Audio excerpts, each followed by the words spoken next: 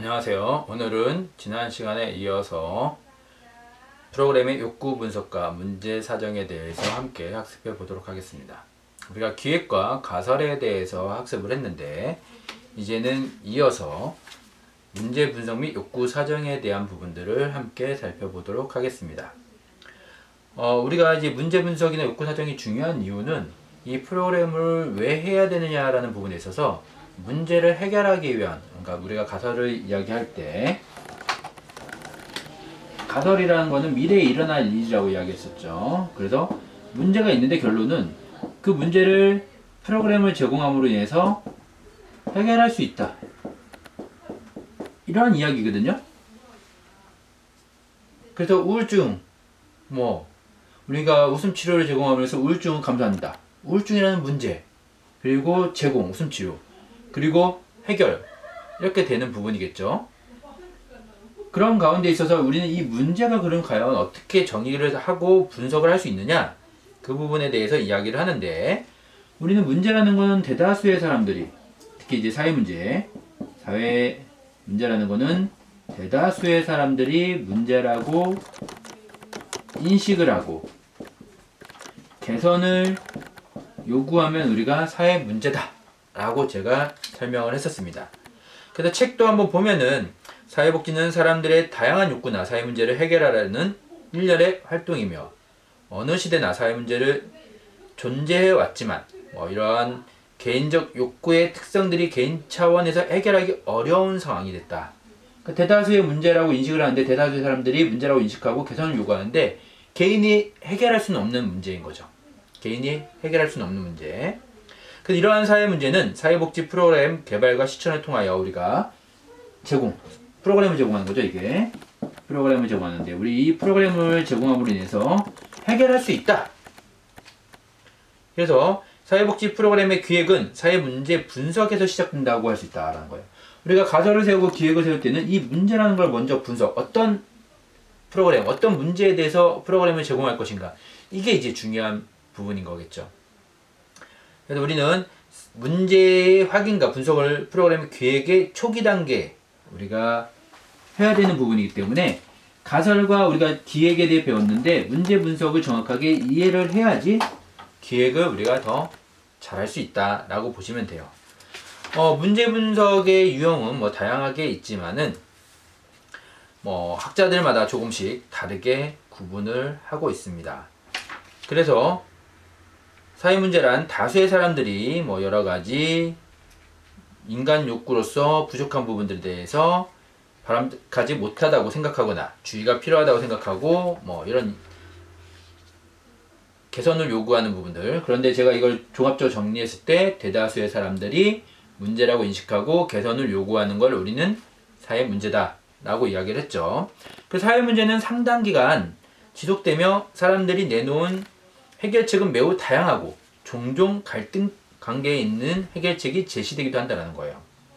그래서 사회문제의 인식에는 가치가 개입되는데 무엇이 옳고 그른지에 대한 판단이 필요하며 사회문제를 규정하는 기준은 항상 변한다는 거죠. 그래서 우리가 이 사회문제의 원인이나 문제 성격 유형에 따라서 다양하게 우리가 분류를 할 수 있는데 학자들마다 이것도 조금씩 다르겠죠. 사회 해체 문제. 해체 문제라는 거는 가족 해체, 빈곤 문제, 사회가 가지고 있는 지역사회 해체 문제, 인구 문제 등으로 이야기할 수 있는 거고, 사회가 점점 갈라지는 부분들을 이야기하는 거겠죠. 반면에 일탈행위 문제 같은 경우에는 사회가 있는데 사회가 있는데 구성원이 바깥으로 나가는 거죠. 쉽게 이야기하면은. 이게 일탈행위예요. 그래서 정신장애, 청소년 비행, 범죄 문제, 약물 중독, 알코올 중독. 학자들마다 조금씩 구분하는 방법이 다르지만은 일탈이나 탈선에 대한 개념은 비슷한 거예요. 단어가 조금 다르게 쓰일 뿐이지. 하지만 우리가 사회 문제를 분석하고 실제로 기획을 하는 데 있어서 이 문제의 분류를 하는 부분이 중요하냐? 그렇진 않아요. 어떤 문제가 어떠한 분류에 포함되는지를 굳이 구분해서 기획에 작성하는 경우는 드뭅니다. 하지만 우리가 이제 책에도 나와 있고 이론적으로는 이렇게 분류를 한다 정도는 여러분들이 이해를 하셔야 되겠죠. 그래서 우리나라의 김용모 학자 같은 경우에는, 교수 같은 경우에는 구조적 문제, 해체적 문제, 탈선적 문제를 구분을 했죠. 그래서 구조적, 빈곤, 우리 사회가 갖고 있는 구조적 모순에 대한 문제인 거죠. 소득 배분, 노동 문제, 교육 불평등. 해체적 문제는 가족 해체, 빈민 지역 이런 식으로 이야기를 하고, 탈선적 문제는 일탈의 문제로 이야기를 하기도 합니다. 다양하게 다른 학자들도 비슷하게 분류를 하고 있습니다. 그래서 이와 같이 학자들에 따라 사회 문제는 다양하게 분류되고 있는데 대체로 2개 또는 3개로 분류를 하고 있다는 거예요. 그래서 사회복지 프로그램을 기획함에 있어 개입하기 어려운 사회 문제들 또한 존재할 수도 있는데, 인종 문제, 지역 갈등, 인구 문제, 환경 문제, 전쟁 이런 것들은 우리가 해결할 수 없고 우리가 프로그램을 제공한다고 해서 해결되지 않는다라는 거죠. 그래서 우리가 사회 문제 기획을 할 때 어떤 문제에 내가 접근을 할 것인가, 그리고 이 문제를 내가 접근할 가능성, 그러니까 접근을 해서 해결할 가능성이 있는지도 봐야 되겠죠. 접근을 할 수 있는지. 그래서 우리가 지금 알코올릭이라든가 이런 것들은 해결할 수 있는데, 우리가 접근을 할 수 있는데, 전쟁 같은 것들은 우리가 어떻게 접근할 수 있는 부분이 아니잖아요. 그리고 가족, 아동, 청소년, 장애, 여성, 노인 문제 등 취약계층의 문제는 사회복지 프로그램을 통해 해결하고자 하는 중요한 표적이 되는 사회 문제라는 거죠. 그래서 이런 것들은 빈곤, 노동, 의료, 주택 문제 등의 사회구조적 문제와 범죄, 비행, 자살, 매춘, 성폭력 이런 것들은 우리가 접근할 수 있는 문제의 유형에 포함이 되겠죠. 그래서 우리는 이 사회 문제를 어떤 문제를 가지고 우리가 프로그램을 제공할 것인지, 어떻게 접근할 것인지에 대한 부분들을 분석을 해야 된다는 거죠. 그래서 복잡하고 다양한 사회 문제를 체계적으로 분석하기 위해서는 개념적 틀이 필요하다라고 이야기를 하는데, 그래서 우리는 이 문제가 과연 개인의 문제냐, 사회의 문제냐, 여기서부터 시작을 해야 되겠죠. 제가 이전에 이야기했지만은 개인의 문제냐, 사회의 문제냐. 사회는 대다수의 사람들이 문제라고 인식을 하는 거고, 개인은 소수 아니면은 한 사람, 개인의 문제라고 이야기를 하는 거죠. 그래서 개인의 문제 같은 경우에는 여러 가지 건강과 생활 유지를 위한 최저 기준의 박탈, 학대와 착취와 같은 위협, 사회 참여에 대한 장애 등의 기준이 사회 문제의 존재로 개인에 1차적으로 영향을 미치는 요소이다라고 이야기를 하고 있어요. 그리고 사회 문제는 사회적 자원 비용의 문제, 사회 구성원의 건강과 안전에 대한 위협, 사회 통합과 같은 사회적 가치에 대한 위협 등이 사회에 대한 문제의 기준이 설정되는 거죠. 하지만 이 개인의 문제가 곧 사회의 문제가 될 수도 있고, 개인의 문제를 머물 수도 있겠죠. 여기서 이야기한 것처럼 최저 기준의 박탈, 최소한의 삶에 대한 부분들이 처음에는 개인의 문제지만은 이게 해결이 안 되면 우리 사회의 빈곤 문제가 되는 거죠. 그래서 최소한의 삶, 최소한의 기준, 최소한의 삶을 사는데 있어서 이게 해결이 개인이 안 된다. 결국은 점점 이게 확대가 되고, 이런 문제가 확대가 되면 결국 빈곤 문제가 되는 거라는 거죠. 이처럼 개인의 문제가 사회 문제가 될 수도 있다. 그래서 우리는 사회 문제의 분석이라는 것들을 구체적으로 하진 않는데, 분석을 할 때 10가지 질문에 대한 대답을 구하는 방법으로 할 수가 있다라고 우리가 요크라는 학자가 이야기를 했습니다. 그래서 이거는 그냥 참고로만, 우리가 실제로 앞에서도 이야기한 것처럼 사회 문제 분석이라든가 이런 것들을 기획 아니면 프로포절 양식에 작성하진 않기 때문에 참고로만 한번 보도록 하겠습니다. 분석들을 보면은 바람직하지 못한 상황과 조건은 무엇인가? 첫 번째가 바람직하지 못한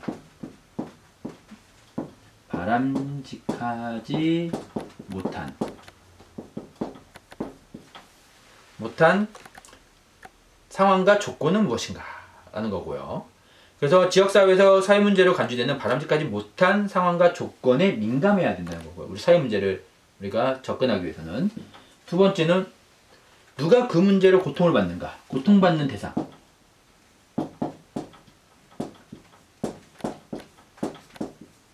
대부분의 사람들이 고통을 받아야지 사회 문제라고 이야기했잖아요. 많은 사람이 고통을 받을수록 이 프로그램은, 이 문제는 심각하고 이 프로그램은 필요하다고 우리가 인식할 수 있겠죠. 세 번째는 누가 그 문제로부터 이득을 얻는가. 고통을 받는다고 하면 이득을 보는 사람도 있다는 거죠. 그래서 사회문제 제기를 위한 노력을 회피하는 사람과 집단을 규정하는 것, 뭐 이런 것들도 필요하고, 또 네 번째는 누가 그것을 사회문제를 규정하는가. 사회문제를 규정하는 사람들이 누구냐. 대상들이 사회문제를 규정을 하느냐, 아니면 다른 사람들이 사회문제를 규정을 하느냐. 이것들을 심각하게 사회문제를 인식하고 있는 사람이 과연 누구냐라는 부분이겠죠. 또 다섯 번째는 누가 그것을 우리가 규정하지 않는가. 반대로 네 번째가 규정한다라고 하면 다섯 번째는 규정하지 않는다. 이건 사회문제가 아니라고 생각하는 집단은 또 누구냐. 뭐 이렇게 보는 거겠죠. 그 외에도 우리 여섯 번째는 문제의 원인, 사회문제의 원인이 어디에 있느냐. 개인에게 있느냐, 사회에 있느냐, 아니면 특정 집단에 있느냐. 이런 부분들을 살펴보는 겁니다. 또 그 문제를 다루는 현재의 프로그램은 무엇인가? 이 문제를 해결하기 위해 현재 제공되는 프로그램들이 무엇이 있느냐? 우리가 프로그램을 기획할 때는 내가 해결하고자 하는 문제가 기존에 해결하고자 하는 정책 프로그램들이 있는지를 살펴봐야 되겠죠. 그리고 기존의 프로그램들이 과연 효과가 있는지도 봐야 되고, 내가 제공하고자 하는 프로그램이 기존에 너무 많은 프로그램이라고 하면은 굳이 또 이 프로그램을 제공할 필요가 있을까요? 그래서 우리가 프로그램이라는 게 이제 프로포절을 작성할 때 그 프로포절이 예산을 지원받기 위해 선정되기 위해서는 정말 필요한 프로그램이냐, 이게 중요한데, 그 필요한 프로그램이라는 거는 다른 곳에서, 다른 기관에서 제공하지 않는 프로그램, 또는 제공하고 있지만은 수요가 절대적으로 부족한 프로그램, 똑같은 프로그램이라 할지라도 수요가 부족하다라고 하면은, 초창기에 지역아동센터가 너무 부족했기 때문에, 수요가 부족했기 때문에 정부에서는 지역아동센터를 계속 세우게끔 지원을 해주고, 그 지원의 속도가 빨리, 가급적이면 빨리 지원할 수 있도록 정책적으로 지원을, 뒷받침을 해줬었습니다. 근데 일정 수가 어느 정도 생기면, 그 다음에 지역아동센터를 세우려고 하면은 이미 어느 정도에 다 갖춰져 있다는 거죠, 시스템이. 그럼 여기에 지역아동센터가 굳이 또 필요할까? 없는 지역이라고 하면 필요한 거고, 너무 많은 지역이라고 하면은 굳이 또 필요가 없는 거죠. 요양원, 주야간보 다 마찬가지로 포화 상태에서는 더 이상 필요가 없는 이런 상황들이 되고, 기존에 없는 프로그램들을 제공할 때 그 없다고 해서 무조건 필요 없는 프로그램 제공하면 안 되고, 필요한데 없는 프로그램, 독창적인 프로그램들을 제공할 때 이건 필요하고 우리가 지원을 해줘야 되겠구나. 그래서 선정이 될 수 있는 그런 가능성이 높아지는 겁니다. 그 외에도 이 프로그램을 중단함으로써 예상되는 결과가 무엇이고, 사회 변화의 목표는 무엇이고, 욕구와 자원 간의 격차를 줄이는데 찬성하는 사람과 반대하는 사람은 누군가, 뭐 이런 것들도 우리가 기본적으로 살펴봐야 되겠죠. 그 외에 욕구와 욕구 사정에 대한 부분들은 뭐 욕구라는 부분들, 니드, 이거는 이미 여러분들 다 배우신 개념. 필요하다.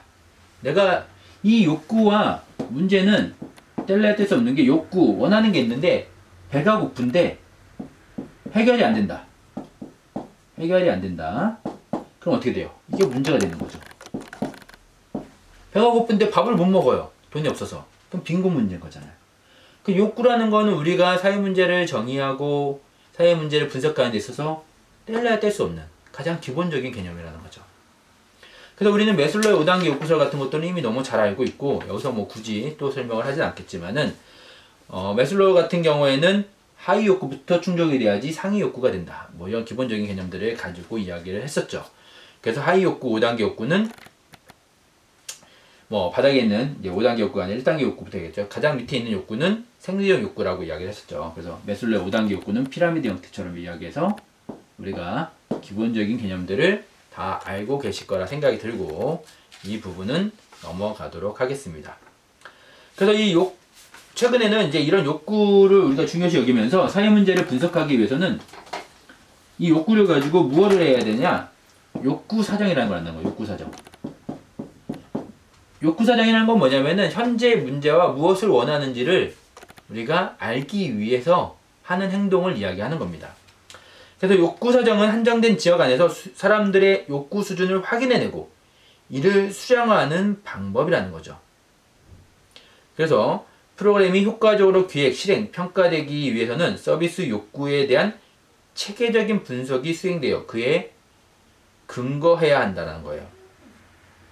그래서 우리는 욕구란 무엇인지 뭐 이런 것부터 시작해가지고 다양한 것들을 이야기하는데 이미 다 설명을 했고 여러분들 아시는 부분들이기 때문에 굳이 책에 나와 있는 내용들을 다시 한번 설명을 하진 않겠지만은 가장 기본적으로 욕구 사정은 기관에 가면은 우리가 프로포절도 그렇지만은 연결을 지어서 생각해 보면은 기관에서는 대상자에 대한 욕구 사정을 합니다. 이미 문제의 대상이 정해져 있죠. 기관들은.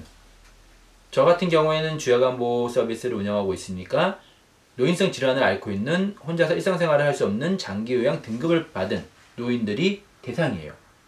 그럼 이들이 이미 정해져 있기 때문에 사회 문제도 어느 정도 정해져 있는 상황에서 그들이 갖고 있는 상황, 욕구 사정, 상황과 욕구에 대한 분석을 해야 되는 거죠. 그래서 우리가 기관에 대상자들이 오면은 욕구 사정을 하는데 노인 시절 같은 경우에는 욕구 사정을 할 때 기본적으로 치매 검사, 우울증, 그리고 일상생활 척도, 그 다음에 응용생활, 그 다음에 욕창, 낙상 위험. 다 정해져 있는 건 아니에요. 절대적인 건 아니에요. 기관마다 다를 수 있는데 이런 것들을 기본적으로 조사를 한다는 거죠. 이게 이제 욕구 사정인 거예요. 현재 대상자의 상황을 알고 이 상황에 맞춰서 필요한 것이 무엇인지를 조사하는 거죠. 그리고 그게 조사가 되면 그 다음에 어떻게 해야 돼요? 그에 맞는 맞춤형 서비스, 프로그램이 제공이 될 수 있겠죠. 이게 욕구 사정인 부분입니다. 그래서 우리가 이런 것들이 조사가 된다라고 하면은 프로포절을 쓸 때 이 사업의 필요성을 이야기할 때 프로포절에서 사업의 필요성을 이야기할 때 욕구 사정을 한 결과, 욕구 사정 결과를 가지고 객관적 자료로 활용할 수 있는 거죠. 통계로. 이게 이제 욕구 사정에 대한 부분이라고 여러분들이 이해를 하시면 될 것 같아요. 그 외에 뭐 욕구를 우리가 이야기할 때 욕구의 유형에 대한 이야기도 하는데 여러분들 이미 너무 잘 알고 계시고 여기서 뭐 프로포즈를 쓰는데 욕구의 유형을 구분하고 이러진 않기 때문에 뭐 자세한 설명은 하지 않겠습니다. 뭐 간단하게만 설명을 드리면은 뭐 규범적 욕구라고 우리가 이야기하는 것도 있고 뭐 느끼는 욕구, 표현된 욕구, 비교적 욕구 뭐 이런 식도 이야기를 합니다. 규범적 욕구, 뭐 전문가에 의한 욕구 뭐 이런 식으로 이야기하는데 이건 전문가들이 정해놓은 욕구를 이야기하는 거겠죠. 그래서 규범적 욕구 같은 경우에는 최저생계비 같은 것들이 우리 사회가 정해놓은 전문가들에 의한 최소한의 욕구를 이야기하는 거고요. 뭐 내가 느끼는 욕구가 있고 속으로만 생각하면은 그거는 다른 사람이 알 수가 없잖아요. 어떻게 친구 사이든 애인 사이든 뭐 말 안 하고 알 수 있지 않냐 뭐 이런 얘기를 하지만 사실은 말 안 하면은 정확하게 알기는 어렵죠. 그래서 속으로 느끼는 욕구는 우리가 느끼는 욕구고 이거를 표현할 때 우리는 표현된 욕구라고 해요. 내가 치킨이 먹고 싶다. 그럼 이건 속으로만 생각하면은 느껴진 욕구예요. 그런데 나 치킨 먹고 싶어 말을 하는 순간 이거는 표현된 욕구가 되고요. 그리고 비교적 욕구는 다른 사람하고 비교하는 거죠. 그래서 우리는 뭐 우리가 프로그램 개발과 평가 시간이기 때문에 욕구에 대한 설명은 더 자세히 하진 않겠지만은 뭐 여러분들이 이 정도로 생각을 하시면 될 것 같아요. 그리고 이런 욕구의 필요성은 최근에는 우리가 프로그램을 제공할 때 일방적인 프로그램 제공, 일방적.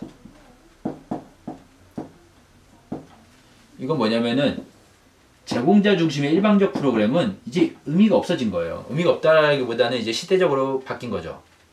누구 중심으로? 대상자 중심으로. 대상자 중심으로 바뀌다 보니까 어떻게 돼요? 원하는 걸 줘야 되는 거죠. 원하는 걸.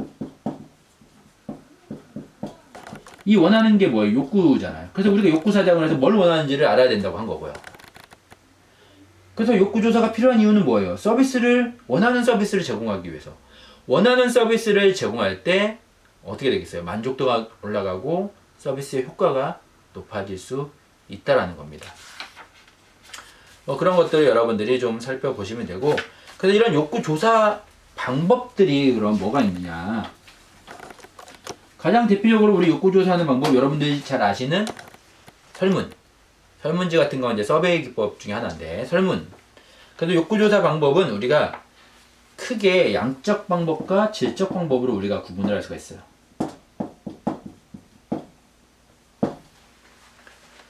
그래서 질적 방법으로는 인터뷰, 1대1로 만나든 아니면은 뭐 2대1 아니면 1대 뭐 다수를 만나더라도 직접 만나가지고 대부분 인터뷰는 1대1로 개인 인터뷰를 많이 하지만 그룹 인터뷰를 할 수도 있겠죠.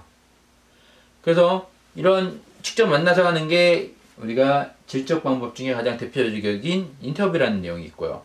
그래서 포커스 최근 사회복지 현장에서는 그룹 인터뷰가 관심, 이슈, 서비스 아이디어에 대해서 5에서 10명 정도 소규모 집단을 인터뷰하는 기법으로 관심을 갖고 있다라고 이야기를 하고 있어요. 그래서 인터뷰가 있고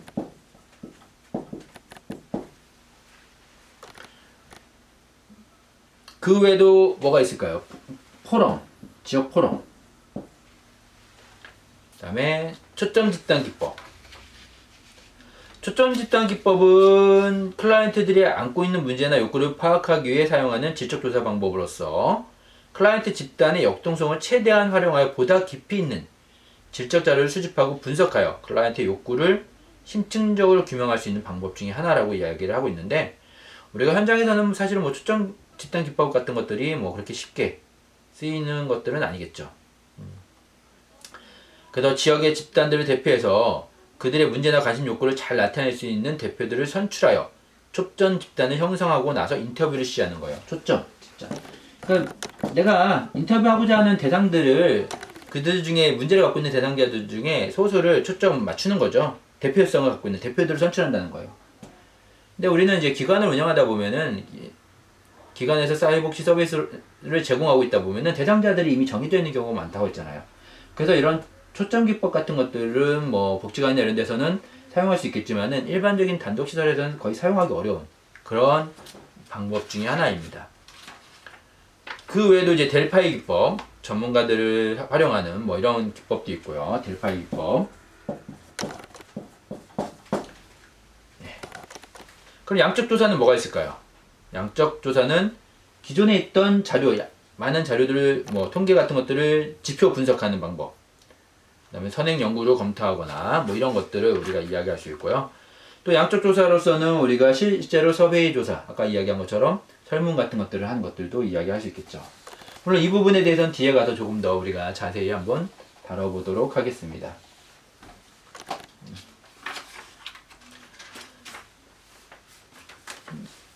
이제 우리가 기획부터 해가지고 이제 문제 분석을 해서 욕구 사정을 해서 기획 가설을 세우는 것까지는 종합적으로 다 설명을 했어요.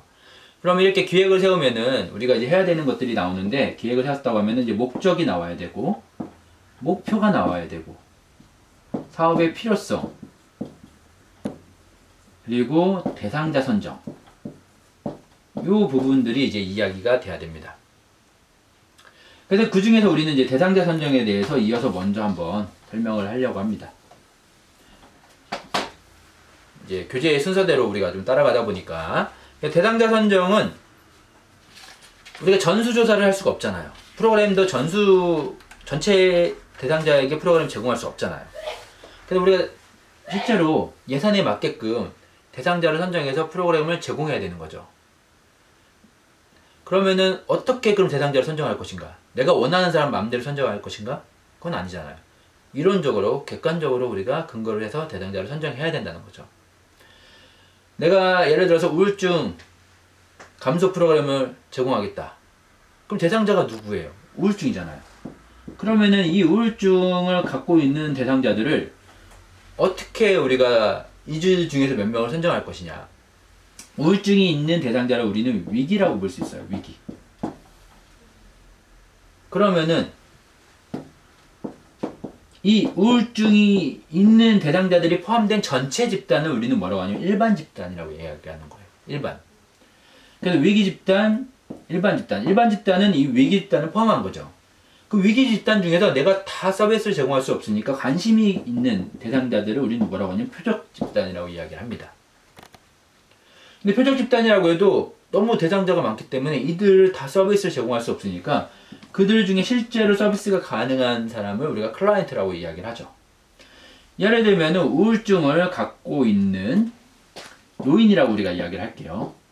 노인의 우울증을 감소하는 프로그램을 제공하고자 한다. 그러면은 일반 집단은 전체 노인이죠. 전체 노인 중에 위기는 누구냐? 내가 여기서 문제, 위기라는 거는 문제라고 생각하셔도 돼요. 내가 여기서 문제라고 생각하는 사회 문제 우리가 배운 것처럼 문제라고 생각하는 거는 무엇이냐면은 우울증인 거예요.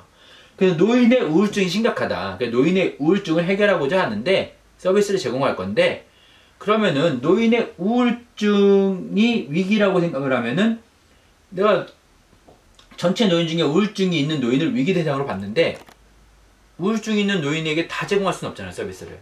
그럼 그들 중에 표적은 누구냐? 표적. 여성 노인이든 표적은 내가 관심 있는 걸 했잖아요. 다양하게. 아니면 만 80세 이상의 노인이든 노인 중에 우울증이 있는 노인이든 내가 표적을 정하는 거예요. 아니면 우리 지역이든 서울이든. 근데 여기서 조심해야 되는 거는 일반 위기 표적이 지역으로 좁혀지면 안 돼요. 대한민국의 노인, 대한민국의 우울증을 갖고 있는 노인, 그 다음에 서울의 우울증을 갖고 있는 노인, 무슨 A9의 우울증을 갖고 있는 노인, 이런 식으로 지역으로 좁혀지는 거는 잘못된 방법이에요. 그래서 우리가 여기서 표적을 내가 관심, 서비스 제공하고자 하는 대상자를 선정한 다음에 이렇게만 해도 엄청나게 많겠죠? 내가 표적을 실제로 A9에 있는 우울증이 있는 노인이라고 했어요. 그럼 이들만 해도 엄청나게 많을 거 아니에요. 근데 나는 예산이 한정돼 있어요. 실제로 받을 수 있는 사람은 20명밖에 안 돼요. 클라이언트는. 그러면 이들 중에 신청한 사람을 받아야 되겠죠. 신청주의니까. 근데 신청을 했는데 30명이 오거나 50명이 왔어요. 넘었었어요. 그럼 어떻게 해야 될까요? 기준을 세워야 되는 거예요. 기준. 연령, 고연령으로 우선을 할 것인지, 나이가 더 많은 사람은 우선을 받을 것인지, 우울증 점수 사전검사를 해서 우울증이 높은 사람은 우선을 받을 것인지, 이러한 기준들을 세우고 클라이언트를 딱 20명 맞게 선정을 하는 거죠. 그러면 누가 봐도 객관적으로 대상자 선정을 잘했구나, 이렇게 이야기를 할 수가 있는 거죠. 그래서 우리 책에서도 일반 집단, 위기 집단, 표적 집단, 클라이언트에 대한 부분들을 설명을 하고 있습니다. 어렵지 않은 내용들이에요. 그래서 중요한 거는 사회 문제를 먼저 우리가 정의를 하고 문제 분석, 내가 관심 있는 문제에 대한 것들이 정의가 됐다고 하면은 위기 집단이 먼저 나와요. 위기 집단이. 그래서 위기 집단이라는 거는 실제로 프로그램에서 다루고자 하는 사회 문제를 갖고 있는 대상자잖아요. 치매 노인, 치매가 위기라고 하면 치매 노인. 우리가 아동학대가 문제라고 하면은 아동학대를 받고 있는, 그러니까 학대를 받고 있는 아동이죠. 아동학대를 받고 있는 게 아니라 학대를 받고 있는 아동. 이게 위기 집단인 거예요. 그러면 우리가 아동으로 볼게요. 학대를 받는 아동이라고 했을 때.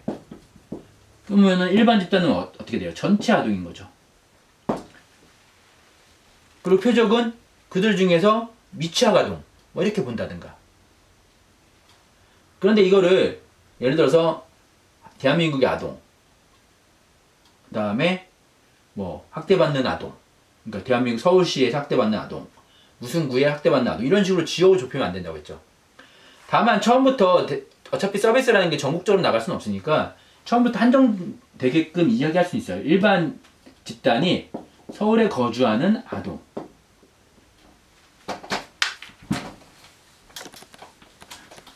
보면은 일반 집단이 서울에 거주하는 아동, 그다음 위기가 우리가 학대받는 아동이라고 했으니까 서울에 거주하는 학대받는 아동. 처음부터 아예 서울이라고 해서 해놓으면은 이거는 우리가 지역으로 좁혀가는 게 아니죠. 처음부터 서비스 가능 지역부터 해서 집단을 우리가 선정을 하는 거죠. 표적은 서울에서 학대받는 아동 중에 미취학 아동, 7세 미만, 이렇게 보는 거죠. 클라이언트는 실제로 이 중에서 50명 우리가 서비스 제공하겠다. 이런 식으로 우리가 대상자 선정을 할 수가 있습니다. 이상 우리가 오늘은 대상자 선정까지 함께 학습을 해 보았습니다.